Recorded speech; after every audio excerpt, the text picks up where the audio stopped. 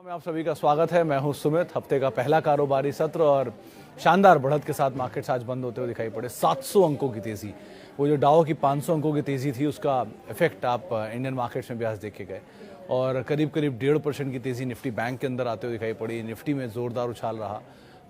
Mid cap small cap दोनों तेजी में थे। करीब करीब 1800 शेयर ऐसे थे जो कि तेजी में कामकाज कर रहे थे। एफएमसीजी इंडेक्स तो आज रिकॉर्ड स्तरों पर जाकर बंद होता हुआ दिखाई पड़ा। नेस्ले के दम पर कह लीजिए, ये शुरुआती ब्रिटानिया मैरिको के दम पे कह लीजिए, बढ़िया नंबर्स के बाद मैरिको आज 8% ऊपर रहा। ऑटो इंडेक्स आज रिकॉर्ड स्तरों पर रहा, थैंक्स टू एमआरएफ अगेन। वहाँ पर भी ऑलमोस्ट 1 लाख का आंकड़ा कैश में और 1 लाख के ऊपर का आंकड़ा एफ&ओ में हमने देखा। बैंकिंग, रियल्टी, इन दोनों स्पेस में अच्छी तेज़ी देखने को मिली। इंटरेस्ट सेंसिटिव स्पेस आज तेज़ी में था। उसके अलावा ऑटो, मेटल, एफएमसीजी, यहाँ पर भी खरीदारी का रुख बनता हुआ दिखाई पड़ा। ब्रॉडर मार्केट्स के अंदर आज अच्छी खरीदारी थी और सब तरफ ही न्यूज़ फ्लोज के दम पे उछाल था। पेटीएम नंबर्स के बाद 5% चला। कैश मार्केट के शेयर में ग्लेन मार्क चलता हुआ दिखाई पड़ा। एफ&ओ के शेयरों में अच्छी तेज़ी वहाँ थी। मन्नापुरम में पुल बैक था। सो लाइकवाइज न्यूज़ फ्लोज और न्यूज़ फ्लोज के दम पे स्टॉक्स में मूवमेंट था और अच्छे ट्रिगर्स भी कामकाज कर रहे हैं। अच्छे अर्निंग्स भी आ रहे हैं, उनका भी इम्पैक्ट था। सो आईटी 3/4% ऊपर था। ऑटो 2% करीब ऊपर था। अदर अलग अलग स्टॉक स्पेसिफिक स्टोरीज मार्केट में पैन आउट हो रही थी। कल के लिए ट्रिगर सबसे बड़ा तो लिस्टिंग है। कल जो रिसेंटली मैनकाइंड आईपीओ आया था, उसकी अब लिस्टिंग होने वाली है। प्लस कुछ नंबर्स हैं, Lupin and all, SRF Lupin के नंबर्स भी आने वाले हैं। इंद्रप्रस्थ गैस के नंबर्स पोस्टपोन हो गए। सो कुछ नंबर्स और बाकी अर्निंग्स इसको आप देखेंगे। आज मिड कैप स्मॉल कैप में एक नोटिसेबल चीज़ थी कि फ्रंट लाइन इंडेक्स से कंपैरिजन में थोड़ी सी अंडर परफॉर्मेंस थी, लेकिन फिर भी यहाँ पे बाइंग ज़रूर आते हुए दिखाई पड़ रही थी। चलिए अब सीधे सवाल जवाब का सिलसिला शुरू कर लेता हूँ और बातचीत कर लेते हैं कुछ सवालों को लेकर भी। सबसे पहला सवाल जो मेरे पास है, पतंजलि फूड्स का एफपीओ कब आएगा? स्वामी साहब, ये तो मुझे भी नहीं पता कब आएगा, क्योंकि उन्होंने आना तो चाहिए था, जो नहीं आया, जिसकी वजह से आईपीओ की होल्डिंग को फ्रीज़ किया हुआ है सेबी ने। तो अब तक तो ऐसी कोई सुगबुगाहट या खबर नहीं है मार्केट में, लेकिन जैसी मिलेगी तो आपको सबसे पहले बताया जाएगा। लेकिन एफपीओ आना ज़रूर चाहिए, क्योंकि 75% नॉर्म्स को मैट तो करना ही होगा। तो वो नॉर्म्स के आधार पर उनको होल्डिंग को लाना ही पड़ेगा, घटाकर उतना। अब कब होता है, कैसे होता है, ये जैसे ही होगा आपको पता चल जाएगा। औपचारिक कोई घोषणा तक नहीं है। Which is best of best, please arrange top to bottom level. Sir सारे के सारे पहली चीज़ तो साइक्लिकल है, तो आप बेस्ट ऑफ द बेस्ट इसमें यही सोच के जाइएगा कि साइकिल में ही चलेंगे, ये सेक्युलर नहीं चलेंगे। सो अब आती है आपकी बेस्ट ऑफ द बेस्ट की बात। तो हिंडाल्को सबसे ऊपर आप रखेंगे प्रायोरिटी वाइज, क्योंकि ये डाइवर्सिफाइड मेटल में है।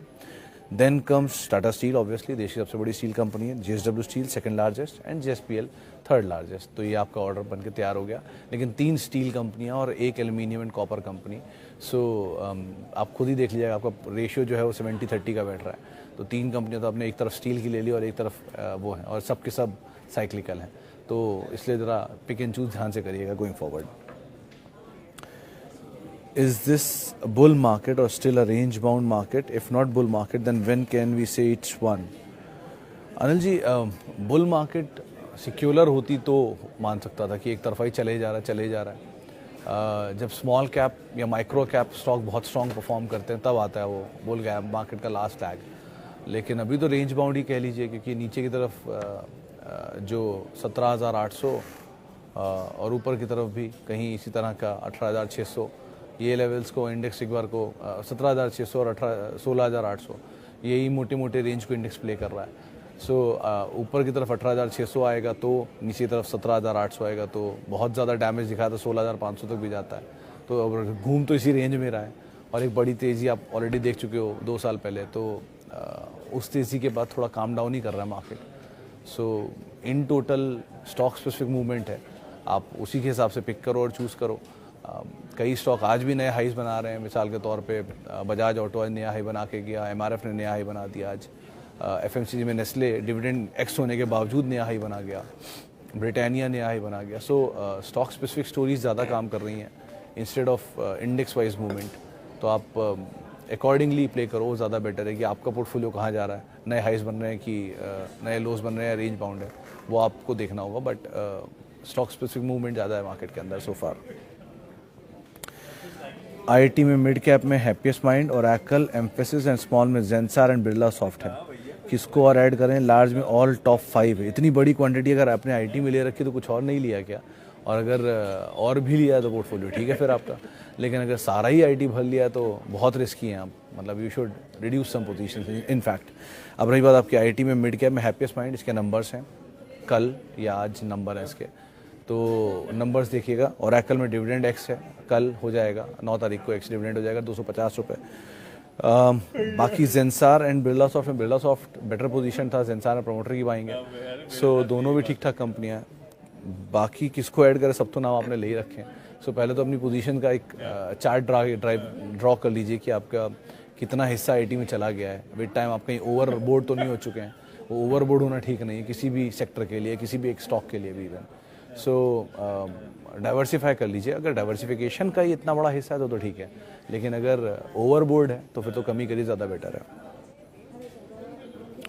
पतंजलि अगेन फॉर सीएमपी, कुछ भी नहीं कह सकता सर ये। शिवम जी आप रोज़ सवाल पूछेंगे, मैं रोज़ ही जवाब दूंगा।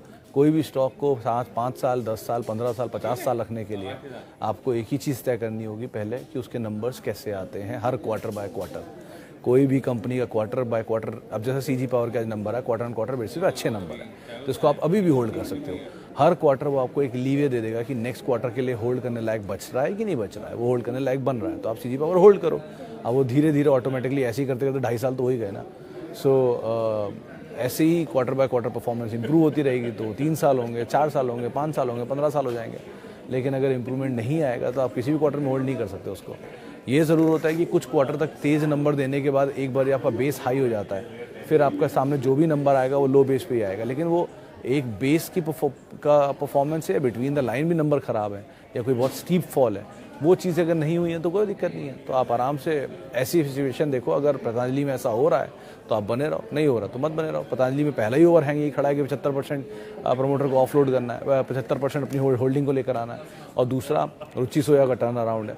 सो कितना ये सीजनल टर्न अराउंड रहेगा, कितनी सिचुएशन को ये कैरी फॉरवर्ड कर पाएंगे, कहाँ पे जाके ओएफएस करते हैं, कैसे नंबर आते हैं बहुत सारे क्वार्टर्स के, इस पर डिपेंड करता है ना इतने सालों की होल्डिंग के लिए। आवास वर्सेस एचडीएफसी लिमिटेड, पैसा कौन बना सकता है? पैसा दोनों बना सकते हैं, डिपेंड करता है आप होराइजन पे सेफ्टी वाइज चलेंगे या स्टेबल रिटर्न या कम रिस्क के रिटर्न के साथ आप जाना चाहेंगे, तो ऑब्वियसली आपके सामने एचडीएफसी लिमिटेड पहले दिखाई पड़ेगा। एक तरफ 82% 90% होल्डिंग 90% मार्केट शेयर वाली कंपनी खड़ी है, दूसरी तरफ उसी सेक्टर की छोटी कंपनी खड़ी है, तो ऑब्वियसली बड़ा ही प्लेयर जीतेगा ना, बस वो थोड़ा स्लो चलेगा। सो अगर आप स्टेबल विद लो रिस्क ढूंढ रहे हैं किसी को तो आप एचडीएफसी पे ही जाएंगे, लेकिन अगर आप एग्रेसिव जाना चाहते हैं एंड आपको कोई फर्क नहीं पड़ता रिस्क से तो आप ज़रूर जाइए आवास में। आवास के फिर तो इंडिया बुल्स हाउसिंग भी आपके सामने खड़ा है, बट अगेन बहुत कुछ इक्विटी में सब कुछ डिपेंड करता है सर आपके रिस्क प्रोफाइल के ऊपर एंड आपके टाइम फ्रेम के ऊपर। अगर आपके पास रिस्क प्रोफाइल है, आप रिस्क लेने की कैपेसिटी रखते हैं, तो आप मारिए बढ़िया सौदे सट्टे मिड कैप स्मॉल कैप में। लेकिन अगर आप स्टेबल रिटर्न चाहते हैं, पोर्टफोलियो बिल्ड करना चाहते हैं, सिस्टमैटिक वे में जाना चाहते हैं, तो लार्ज कैप पहली प्रायोरिटी होगी, जिसमें एचडीएफसी लिमिटेड आता ही है। डिस्काउंट पे कल मिल रहा था, आज पुल बैक आई गया, सो लाइक वाइज आपको काम करना होगा। Do you think go first starting in June? I have booking for जून। ये दीक्षित सर, ये मेरे बारे में, मतलब मेरी फील्ड से बाहर का सवाल है, तो इसके बारे में मैं जानकारी नहीं रखता कि ये शुरू होगा कि नहीं होगा, किस पे इम्पैक्ट आएगा, कितना इम्पैक्ट आएगा, इस पे मैं टिप्पणी कर सकता हूँ, लेकिन इस पे फ्लाइट शुरू होगी, आप जा पाएंगे या नहीं, इस पे मैं कोई टिप्पणी नहीं कर पाऊँगा, इसके लिए माफ़ी, ये मेरी सीमित जानकारी से बाहर का हिस्सा है। Okay, again Dabur at CMP. Alok sir, Dabur के नंबर तो इस बार के वीक थे, लेकिन एट सीएमपी देखा जा सकता है, मतलब कंपनी में कोई ख़राबी नहीं है। 1 ऑफ क्वार्टर के अंदर आप हटा भी दोगे तो भी पुरानी कंपनी है, 100 साल पुरानी कंपनी है, अच्छी कंपनी है, आप आराम से होल्ड कर सकते हो, ऐसा कोई इशू नहीं है। नीचे मिल जाए आप ले लो, कोई दिक्कत नहीं इसमें डाबर के अंदर। मतलब बस ये एक्सपेक्टेशन मत रखना कि वो अभी चलेगा और बहुत तेज़ चलेगा, लेकिन चलेगा, स्टेबल चलेगा, क्योंकि वो बादशाह मसाले वाला कुछ नंबर इस बारी के प्रेस रिलीज में मेंशन नहीं था, तो बादशाह का एक्विजिशन जो इन्होंने किया, तो बेटर यही कि आप थोड़ा सा नीचे मिल जाए तो आप ऐड करो, क्योंकि स्पाइसेस के अंदर भी एक्सपैंड किया है, तो नंबर से 2-4 क्वार्टर में दिखाई पड़ ही जाएगा, तो आप आराम से ले सकते हो लोअर लेवल पर। Okay, SW solar and Tata Motors for long term. थोड़ा सा टाटा मोटर तो यस यू कैन, नीचे के मिल जाए लेवल पर तो आप ऐड कर सकते हो, बट एक ही कंसर्न है कि डेट बहुत हाई और लॉस मेकिंग है, सो कब तक ये सिचुएशन फिनेंशियली एटलीस्ट बेटर होती है वो क्रूशल रहेगा, बट दोनों में तो बेटर वही दिखाई पड़ रहा है। और SW16 केस में तो 400 रुपये भी अगर काट जाए बड़ी बात है, क्योंकि वो जो उसका पुराना हाई था जो डील के आसपास बना था। सुना तो यही है कि बहुत सारे ऑर्डर्स पेंडिंग हैं, इनको मिलने वाले हैं, लेकिन नंबर्स में रिफ्लेक्ट नहीं हो रहा है, तो इसलिए वो पुराने हाईस ही नहीं तोड़ पा रहा। अभी रिसेंटली एक ऑर्डर मिला था तब 320 तक भी गया था, लेकिन फिर भी ऊपर के लेवल्स टूट नहीं रहे। सो बेटर ये कि आप बेट कर रहे हो इन दोनों में, तो टाटा मोटर्स ज़्यादा बेटर प्रेफरेंशियल बेट हो सकती है। ओके, आगे बढ़ते हैं और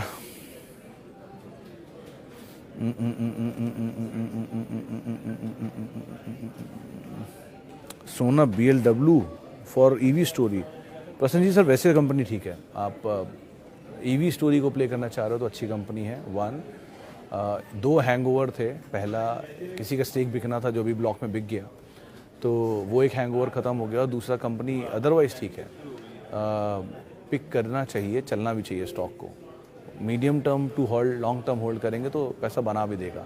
EV की स्टोरी में क्योंकि मेजर रेवेन्यू प्लेयर है, इनके पास शायद 30% या 35% रेवेन्यू लोग उठाते हैं अपना EV से, वो मुझे एक बार क्रॉस चेक करना पड़ेगा, लेकिन EV इनके लिए एक बड़ा बिजनेस है और ये उसमें अच्छा काम कर भी रहे हैं, बड़े क्लाइंट्स हैं इनके पास, तो आप अगर रहना चाहते हो तो बने रह सकते हो। EV स्टोरी के लिए तो एटलीस्ट ये कंपनी ठीक दिख रही है। IRB infra, Rajiv sir momentum में है, जहाँ भी तेज़ी मिले पैसा बने, कुछ रीजनेबल पैसा बने निकल जाए। इंफ्रा में ऐसी कोई स्टोरी है नहीं जो बहुत लॉन्ग टर्म पैसा बना के दे। HG इंफ्रा ने बनाया रिसेंटली, लेकिन अगेन वो भी मोमेंटम ही है और मीडियम टर्म ही है। सो कोई भी स्टॉक इंफ्रा में अगर मीडियम टर्म में पैसा बना के दे रहा है तो थोड़ा थोड़ा पैसा लेकर निकलते रहो, ज़्यादा लॉजिकल सिचुएशन है। हाई डेट है, पेमेंट डिलेज होते हैं, वो एक कंसर्न रहता है। कैपिटल इंटेंसिव यूनिट है, मतलब सेक्टर है, तो सेक्टर में पैसा ज़्यादा लगता है, पैसा आता कम है, आता डिले में है, तब तक इंटरेस्ट कॉस्ट बढ़ जाती है, राइजिंग इंटरेस्ट रेट सिनेरियो है, तो दिक्कत रहती है इनके लिए। सो बेटर ये है कि आप थोड़ा सा जहाँ पे आपको तेज़ी मिले वहाँ पर निकलने की कोशिश करें, ज़्यादा बेटर रहेगा। Okay, AB fashion, Ipca lab, BLS international, which is good at this time for new buying. Ipca and AB sir, BLS का कोई टायर इनका वो नहीं है, मतलब कंपैरिजन ही नहीं है इन दोनों के सामने। BLS इंटरनेशनल चला हुआ स्टॉक है, वो कोविड के टाइम पर कम्प्लीटली एक तरफा तेज़ी दिखाई है, तो अब एक तरफा गिरावट भी आ सकती है, सो अवॉइड। इप्का लैब का कोई कंपैरिजन एटलीस्ट आप इनसे तो मत ही करिए दोनों से। Ipca is a good company, AB fashion is a good company. वो W का जो एक्विजिशन किया है इन्होंने आज, उसके बाद वो टूटा ज़रूर है, ठीक है, लेकिन वो स्वैप रेशियो की वजह से टूटा है, अदरवाइज। लेकिन कोई भी कंपनी किसी को एक्वायर करती है तो विद टाइम उसकी कैपेसिटी इनके अंदर ऐड होती है, तो कैपेसिटी मतलब उसके जो रेवेन्यूज़ हैं वो भी यहीं आएंगे, उसकी जो प्रॉफिटेबिलिटी वो भी यहीं आएगी। उसका रिफ्लेक्शन 2-3 साल लग जाते हैं आने में, 1-1.5 साल लग जाते हैं आने में, लेकिन जिस तरह कंपनी एक्विजिशन की स्प्री पर है, ये इसकी कैपेसिटीज़ दिखाता है कि इसमें बहुत स्टीम बन रही है गोइंग फॉरवर्ड। तो अगर आप अच्छी स्टोरी ढूंढ रहे हैं लॉन्ग टर्म के लिए रिटेल में, तो AB फैशन एक बहुत अच्छा नाम हो सकता है। नंबर्स में रिफ्लेक्ट भी हो रहा है और ग्रुप भी अच्छा है, तो आप क्वालिटी कंपनी बनी हुई है और है भी ऑलरेडी, तो आप उसको देख सकते हो कंपेरेटिवली। तो इन तीनों के ऑर्डर में पहला AB फैशन ही रहेगा, then Ipca comes and BLS तो खड़ा ही नहीं होता नहीं क्राइटेरिया में। रेड टेप का सर अब तक कोई नोटिफिकेशन नहीं है कि कब तक ये सुनीता मैम अकाउंट में आएगा। जैसे ही कोई इसका नोटिफिकेशन आता है मैं आपको मेंशन कर दूंगा। Suggest some good stocks for long term at CMP, medium to long term. Good stock में IT अच्छे नाम है, लार्ज कैप में अच्छे नाम नीचे मिल रहे हैं, उनको देख सकते हो आप। उसके अलावा फार्मा में से इप्का ठीक नाम है। AB fashion in fact is a good company. USL बोल नहीं सकता तो उसको नहीं बोलूँगा। Then comes Tata communication again, मतलब मैं एक अभी शीट बना रहा था टाटा ग्रुप के ऊपर, पढ़ाई कर रहा था, तो इंटरेस्टिंग है वो, सुनने में बड़ा अच्छा लगेगा आपको कि टाटा ग्रुप में 27 कंपनियां लिस्टेड हैं, 29 थी, 2-3 मर्जर में चली गई इधर उधर, लेकिन 27 कंपनियों ने पिछले 20 साल में कोई भी ऐसी कंपनी नहीं है जिसने 10% से नीचे रिटर्न दिया हो, एवरेज CAGR पिछले 20 साल की। और ऑन एन एवरेज पूरे ग्रुप का पिछले 20 साल का 21% का एवरेज रिटर्न है। तो और क्या ही चाहिए आपको कि टाटा ग्रुप जैसा ग्रुप जिसके पीछे इतनी सिक्योरिटी, सेफ्टी जैसी चीज़ें आती हैं, इतनी अच्छी ग्रोथ, स्ट्रॉन्ग मैनेजमेंट और प्लस एक क्लीन पैसेज कि आगे चल के कौन सी कंपनी को संभालेगा, सक्सेशन प्लान जिसे कहते हैं, उसके बाद वो 20% का रिटर्न दे रहे हैं। मतलब इतने बड़े रथ को 20% की ग्रोथ से चला रहे हैं, तो अपने आप में समझ लीजिए किस तरह की कैपेबिलिटी है। और इनमें जो कुछ कंपनियां 20 से नीचे आती हैं उसमें आता है टाटा कम्युनिकेशन जैसी कंपनियों का नाम। तो आज नहीं तो कल उसे मैच करना ही पड़ेगा। तो देखिए शायद चल जाए, इसलिए मुझे लगता है कि कंपनी ठीक है, आप देख सकते हो एक बार उसको भी। ओके, पेटीएम, विनोद जी ये सवाल की मुझे उम्मीद थी आज, वैसे अब आया है। पेटीएम के केस में विनोद जी नंबर्स अच्छे हैं इस बारी के, इसमें कोई डिनाइल नहीं है, लेकिन नंबर्स में अभी मैं ये नहीं कह सकता कि ये they are too good to go.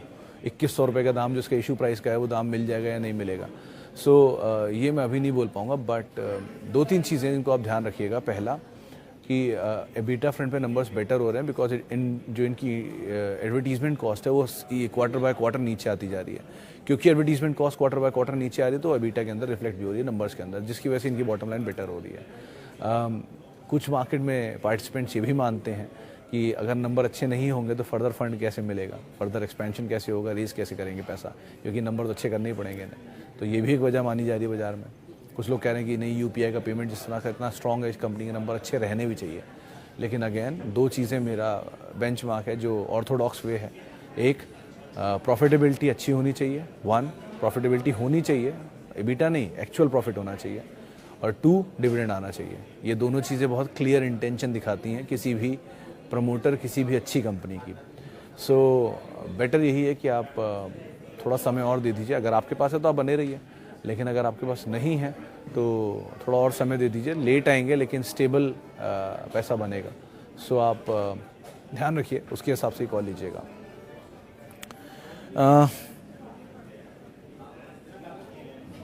Okay, आगे बढ़ते हैं। और Motilal Oswal at 590। Satish sir hold करने लायक तो है क्योंकि बहुत ऑलरेडी करेक्शन दिखा चुका है, सो बने रहो। लेकिन मोमेंटम का ही ध्यान रखना। किसी ब्रोकरेज हाउस में अगेन इंफ्रा जैसे ही हाल है, बहुत पैसा नहीं बना है। बीट एंजल वन ने बना के दिया, लेकिन कितनी लॉन्ग टर्म स्टोरी बनेगी पता नहीं। सो लॉन्ग टर्म में अगर आप विजन लेके चल रहे हो तो एक बार को फंस सकते हो। सो मोमेंटम रहे, मोमेंटम का इस्तेमाल करो और निकलने की कोशिश करो, ज़्यादा बेटर रहेगा अभी के लिए एटलीस्ट आप बने रहो इसमें। ओके, आगे हर्षा इंजीनियरिंग, के solve and Tanla platform mid term, तीनों में ही हर्षा इंजीनियरिंग फिर भी बेटर है। बाकी दोनों में के सॉल्व का तो मुझे आइडिया ही नहीं है, सो उसके लिए तो मैं माफ़ी चाहूँगा। और एक बार तानला की, तो तानला सर एक तरफा चला, एक तरफा टूटा, फंसाने वाली प्रोबेबिलिटी ज़्यादा है इसमें, तो थोड़ा ध्यान रखना। इसके पुराने केस में जब ये आया था तब बहुत अच्छी स्टोरी इसकी बाज़ार में बेची गई थी, इसकी भी और वो एक और कंपनी थी उसकी भी। बट ये उलट स्टोरी हो गई, जैसे स्टॉक में गिरा तो एक बार को ट्रैप कर चुका है लोगों को। सो ध्यान संभल के इसमें आप जाना। 2 कंपनी ठीक ठाक रेवेन्यू जनरेट कर रही है, प्रॉफिटेबिलिटी जनरेट कर रही है, बट स्टिल अच्छा स्टॉक और अच्छी कंपनी का अंतर होप आप समझते ही होंगे। सो बेटर यही है कि आप हर्षा को एक बार को देख सकते हो, बट अगेन उसको भी नंबर्स में देखने पड़ेंगे अभी कैसे हैं। इसके तो थोड़ी सिचुएशन ऐसे ही है, सो अकॉर्डिंगली आप कॉल लो। ओके, और अदानी ट्रांसमिशन अवॉइड, अभिषेक सर अगर आप ऐड करना चाहते हो तो 2-3 नाम हैं अदानी ग्रुप में जिनको आप देख सकते हो। एक बार एंटरप्राइज के नंबर्स भी ठीक थे इस बार के, उसको आप देख सकते हो। ट्रांसमिशन से अच्छा तो आप पावर पोर्ट देख लो, इवन वाली विल्मर देख लो। अगेन वही तर्क देंगे भाई कुछ लोग हमारे कि नंबर्स कैसे हैं ये वो, लेकिन ठीक है आप अदरवाइज अगर ऐड करना चाह रहे हो तो बैड टाइम में इनको ऐड कर सकते हो। बाकी कंपनियों के कंपेरिजन इनके कैश फ्लोज बहुत स्ट्रॉन्ग नहीं है, सो अकॉर्डिंगली आप कॉल लो। चले फिलहाल अब इतने सवालों में शामिल करूँगा। माफ़ी उन सभी लोगों से जिनसे बातचीत नहीं हो पाई। बहुत बहुत शुक्रिया उन सभी लोगों का जिन्होंने सवाल पूछे।